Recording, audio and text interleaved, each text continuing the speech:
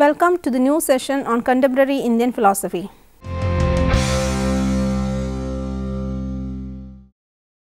Swami Vivekananda, Spiritual Nature of Man. A spiritual genius of commanding intellect and power, Vivekananda embraced the agnostic philosophies of the Western mind along with the worship of science. At the same time, vehement in his desire to know the truth about God, he questioned people of holy reputation, asking them if they had seen God. He found such a person in Sri Ramakrishna, who became his master, allayed his doubts, gave him God vision and transformed him into a sage and prophet with authority to teach. After Sri Ramakrishna's death, Vivekananda renounced the world and crisscrossed India as a wandering monk. His mounting compassion for India's people drove him to seek their material help from the West. Accepting an opportunity to represent Hinduism at Chicago's Parliament of Religions in 1893, Vivekananda won instant celebrity in America and a ready forum for his spiritual teaching. For 3 years, he spread the Vedanta philosophy and religion in America and England and then returned to India to found the Ramakrishna Math and mission. Exhorting his nation to spiritual greatness, he awakened India to a new national consciousness. The influence that shaped his philosophy. The philosophy of Swami Vivekananda was born out of the awareness of the social, religious and economic conditions of the Indian masses. The deepest influence upon his thought is of ancient Hindu philosophy, especially of Vedanta. The main body of his thought is derived from the Hindu scriptures, most importantly the Upanishads. His belief in the essential unity of everything and the doctrine of Maya owes its origin to the Vedanta. The distinction between an empirical point of view and a transcendental point of view that he makes often to solve certain apparent contradictions of his thought is also borrowed from Vedanta. He, however, emphasized on the need for reinterpreting Vedanta in accordance with the demands and needs of the time. There are at least 3 ideas in the philosophy of Swami Vivekananda for which he remains indebted to Buddhist thought. The first and foremost is the idea of mass liberation that he envisages, which has a striking resemblance to the Buddhist ideal of Bodhisattva. Secondly, he was deeply influenced by the Buddhist statement that the raft with the help of which one crosses a river in storm should be left for the use of others. Buddha himself, even after attaining nirvana, kept on roaming about and helping others in their struggles against suffering. Swami Vivekananda recognized the worth of such humanitarian and altruistic work. He himself exhibited an extraordinary missionary zeal for service in his life. Thirdly, some of the Buddhistic ideals like Samyak Karmanda and Ajiva have also inspired Swami Vivekananda to a great extent. He was also influenced by Christianity, especially the strength of character and the soul force of Jesus Christ. From Christianity, he adopts the ideals of service and love. For some time in his early life, he was influenced by the Brahma Samaj. His strong feelings against the prevalent orthodox and superstitious rites were generated under that influence. He also admired the personality of Dayananda Saraswati. It can be said that Dayananda's emphasis on the indeterminate nature of reality and his insistence on fearlessness left a deep impact on Swami Vivekananda. The Bhagavad Gita, with its emphasis on selfless work, was a source of constant inspiration to Swami Vivekananda. The most profound influence in the light of which every other influence was remodeled and reshaped was that of his master Sri Ramakrishna Paramahamsa. Sri Ramakrishna brought about a spiritual transformation in the personality and mental makeup of Vivekananda. It was his master who taught him the divinity of the soul, the non-duality of Godhead, the unity of existence and the universality of harmony of all religions. The nature of man. Swami Vivekananda asserts that the real in man is a concentration of spiritual energy. Man, according to him, is a spirit. The word spirit here has both a positive and negative import. In its negative import, which is usually given more prominence, it is believed that the spiritual is not the ordinary and is therefore different from the empirical. Swami Vivekananda does not reject this implication of the word spiritual. Man is not what he ordinarily appears to be. Over and above this, man is spiritual in a positive sense also. He represents some aspirations and urges which only he is capable of having. He has devoted much time and energy in trying to determine the spiritual dimensions of man. His emphasis on spirituality is such that even the bodily aspects of man are spiritualized. The physical nature of man. The human being in the philosophy of Swami Vivekananda is an organized unity of the spiritual and the physical. He never undermines the importance of the physical nature of man. The fact that man is always asked to awaken his spiritual nature presupposes the existence of another dimension that is different from but yet akin to his spiritual nature, that is his physical nature. The physical nature of man includes the bodily, biological and the psychological aspects of man's nature. The body itself represents the physical nature of man. He also occasionally refers to the subtle body and to some other bodily centers that are talked about in Tantra Vidya. The physical nature of man can be apprehended if the structure, function and importance of the gross body are clearly understood. Swami Vivekananda points out that even in his physical capacity, man is superior to other beings. In strength and sheer brute force, many animals are more powerful than man. Many animals possess keener and sharper senses than man. Still, the physical nature of man is superior to other animals because it is better organized and exhibits a greater unity than other animals. His responses to the environment are not merely instinctive and mechanical. His physical behavior follows a plan and pattern. His responses to physical stimuli exhibit a sense of purpose and choice. The human brain distinguishes man from every other species and gives him a unique status in the world. The spiritual nature of man. The uniqueness of his spiritual nature is also due to the presence of spirituality in him. Swami Vivekananda does not deny the reality of the physical dimensions of man, but asserts that it represents only his inferior nature. The real nature of man consists of his capacity to go beyond his physical nature. The true nature of man is his soul force or Atman. In his description of the Atman, he follows the line of Bhagavad Gita, where the Atman is described as the self beyond all thought, one without birth or death, whom the sword cannot pierce or the fire burn, whom air cannot dry or water melt, the beginningless and endless, the unmovable, the intangible, the omniscient, the omnipotent being that is neither the body nor the mind, but beyond them all. This brings to light two essential characteristics of the Atman. First, that the Atman is divine in nature, and second, that it is not possible for us to give an exact description of the nature of the Atman, at least in a language that finite individuals are capable of using and understanding.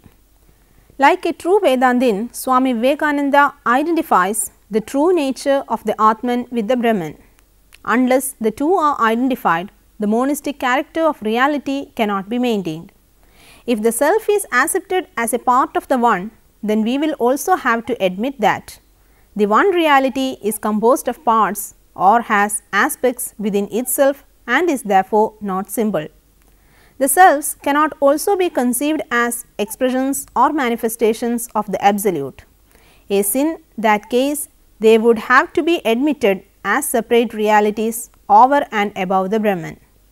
This leaves us with only one option, that is, to conceive the self as identical with Brahman and the differences between the two as only apparent and not real. The real and apparent nature of the soul. Vivekananda explains the difference between the soul's real nature and apparent nature in various ways. He adds that this apparent difference does not affect the true nature of man. The self, which is in fact one and all, comprehending, appears as the manifold. This concept is illustrated by Swami Vivekananda with the help of several analogies. One analogy is that of the sea and waves, where the waves apparently seem to have an identity of their own, but is in reality one with the ocean. He also uses the classical Vedantic analogy of Pratibimbavada, where the same moon is reflected in different pots of water. Here the reflections in water are apparent, the reality being the moon only. Therefore, he concludes that there is only one Atman, eternally pure, perfect, unchangeable and unchanged. All the changes observed in this universe are only the appearances in that one self. Swami Vivekananda admits that normally we do not have an awareness of this oneness, but some experiences and realizations can be taken to be pointers in this direction. The most common example of such an experience is the feeling that one is capable of having the face of adversities and problems when he persistently tries to fight them out and to solve them. The very realization that nature provides almost a challenge to man and that man can unravel the mysteries of nature is itself an evidence of his divine nature. Another evidence of this fact is the inherent capacity of man to go beyond. If we survey the life of man either in its collective aspect or in its individuality, we find that there is no upper limit or boundaries that can be set around him and beyond which he cannot go. His quest for truth knows no bounds. He comes to acquire knowledge or comes to enrich his personality by doing something good and noble, and yet he can still go ahead. This capability of self-transcendence is itself an evidence of the basic oneness of Atman and Brahman. Yet, Swami Vivekananda admits that it is not possible for us to comprehend the nature of this identity. This requires an extension of consciousness to its farthest possible limits, and we cannot do that in the limited spheres in which we live. Our mental capacities and our consciousness that operates through the mind-body mechanism and our embodied existence are inadequate to have a complete understanding of this aspect of man's nature. All spiritual pursuits are the ways through which we seek to understand this essential aspect of man's nature. At this point, an important question arises. If the soul is identical with Brahman, why do we experience the plurality of souls? The identity of the Atman and Brahman implies that monism is the truth, but a strict monistic system cannot accommodate a plurality of souls. This is an important philosophical problem that is closely related to many other challenging problems. The problem of plurality of souls, the problem regarding the relationship between two aspects of a soul, and the problem regarding the relationship between the mind and the body. Swami Vivekananda attempts to solve them on the same lines as those taken by classical Vedanta, but in the process has emphasized on points that have not been emphasized by Vedanta. In his view, the plurality of souls and the experiences of births and deaths are only apparent. Questions in this regard are misleading. The one Atman neither comes nor goes. It is neither born nor does it die. And so, the question of its reincarnation does not arise at all. In tune with classical Vedanta, Swami Vivekananda believes that the Atman is never deluded. In the state of realization, the Atman clearly becomes aware that the plurality of selves is an illusion, and this illusion is itself a sporting play of the Atman. The point where Swami Vivekananda tends to deviate from classical Vedanta is in his assertion that the finite aspects of man should not be treated as completely false. As long as man ignorantly believes in the reality of the embodied state and in the plurality of selves, this aspect is real for him. Therefore, human upliftment would consist not in a complete annihilation of this aspect, but in its being raised and perfected. Swami Vivekananda points out that an ascetic who denounces and suppresses his material needs may be a great man, but greater is the man who raises his bodily aspects to perfection. Freedom. The real nature of man is freedom. Freedom is not conceived by Swami Vivekananda as a character or a quality belonging to the soul. It constitutes the very essence of the soul. A quality or character is something different from that to which it belongs, but freedom does not belong to the soul. The soul is freedom. Swami Vivekananda believes in the law of karma. According to him, actions produce tendencies. Karma in accordance with which our future lives are determined. Actions are normally performed out of ignorance. Human beings forget their own nature, fail to discriminate between the real and the unreal, and consequently perform their actions in the light of wrong and false notions. Such actions create samskaras or tendencies which determine his future nature. This notion raises a contradiction between the determining character of karma and human freedom. If man's entire personality and actions are determined by his karma tendencies, then man is determined, then how can we say that freedom constitutes his real nature?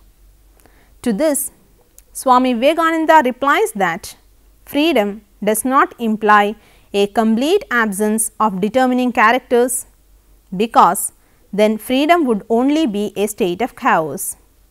Freedom does not imply indeterminism, but it is self-determinism, a condition where the agent is determined not by any extraneous factors, but only himself. Moreover, the final release or liberation rests ultimately on man's own actions. By his own good deeds, man can win over his ignorance and suffering.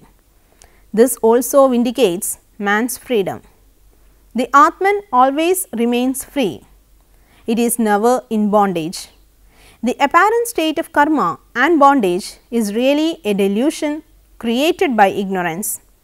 It is merely a leela in which the soul has become involved. When he would win over his delusion, he would be amused to find that he was in fact never in bondage. Immortality as the destiny of the soul. Our awareness of the usual state of the soul creates the impression that the soul is a suffering individual, limited in his capacities and actions. This makes us thoughtful of the ultimate destiny of the soul. Swami Vivekananda is convinced that there is no contradiction between our impression of the soul's limited capacities and the impression that the soul is in reality never in bondage and is hence immortal. The literal meaning of the word immortality is both its minimum meaning and its most universal meaning. Literally, it means deathlessness. By calling the soul immortal, literally we mean that death is not the end of the soul and that the soul survives death. This negative meaning of the word immortal is least controversial and universally acceptable. Swami Vivekananda also accepts this basic meaning of the word immortal, and in trying to determine its positive character leans heavily on the Vedanta and on his own realizations. Like the ancient Indian thinkers, he believes that the soul survives death and that this survival first assumes the form of rebirth and finally the realization of immortality. Immortality here means not merely getting out of this world, but also of the cycle of births and rebirths. There are thus two aspects of immortality: survival and immortality as such. Survival means that death is not the end of life. Here Swami Vivekananda brings in the doctrines of ignorance and karma and incorporates them in his doctrine of soul.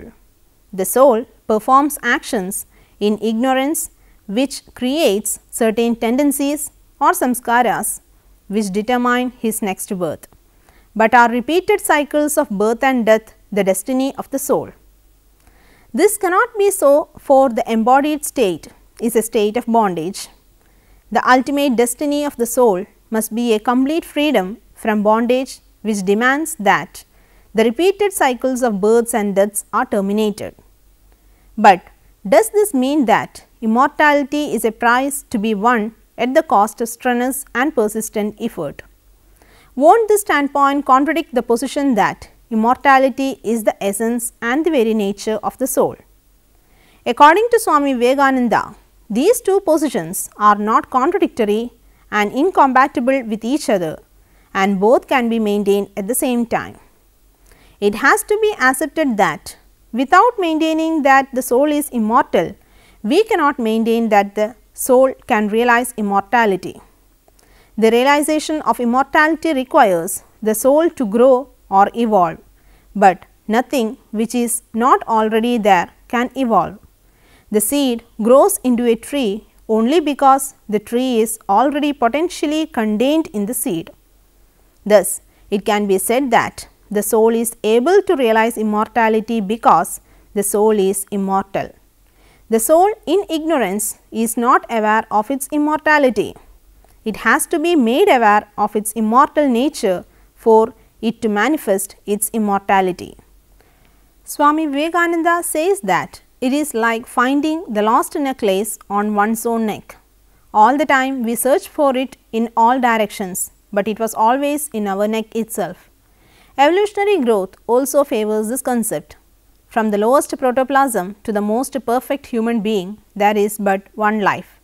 Immortality is also the consummation of the growth of man, and therefore, we shall have to believe that it is the same basic being which expresses itself from the beginning to the end.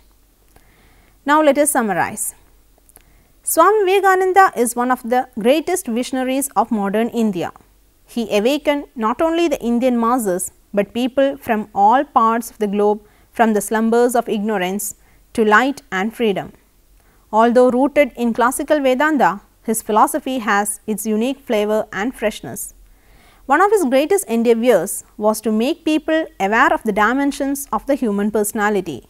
He holds a balanced and mature view of the human personality. The physical dimension is given its due importance, but the focus and emphasis is on the spiritual dimension of the human personality. Spirituality is the watchword and the key to freedom. Immortality is described as the essence of the soul. It is not something to be acquired from outside, but that which it is to be acquired and realized from within. Evolution is only the process of manifesting that which was potentially within us always. There are a few assignments to work out. 1. How does Swami Vivekananda strike a balance in his conception of the physical and spiritual nature of man? 2. How does Swami Vivekananda explain the identity of the Atman and the Brahman? 3. What are the two aspects of immortality that are described by Swami Vivekananda? 4. Freedom constitutes the very essence of the soul. Elucidate. 5. How does Swami Vivekananda reconcile the apparent contradiction between the theory of karma and human freedom? Now, I can suggest you some books for further reading. 1. Vivekananda Swami, Complete Works of Swami Vivekananda, Volume 1 to 8, Mayavadi, Almora, Birth Century Edition, 1963. 2. Vivekananda Swami, Selections from Swami Vivekananda, compiled by Swami Pavitrananda, Advaita Ashramam, Almora, 1946. 3. Tejasananda Swami, Swami Vivekananda and his message, Ramakrishna Mission, Belur Mutt, Calcutta, 1965. 4. Yogeshwaranand Swami, Teachings of Swami Vivekananda, Advaita Ashramam, Mayavadi, Almora 1953. 5. Lal Basant Kumar, Contemporary Indian Philosophy, Motilal Banarsidass Publishers, Delhi 2002.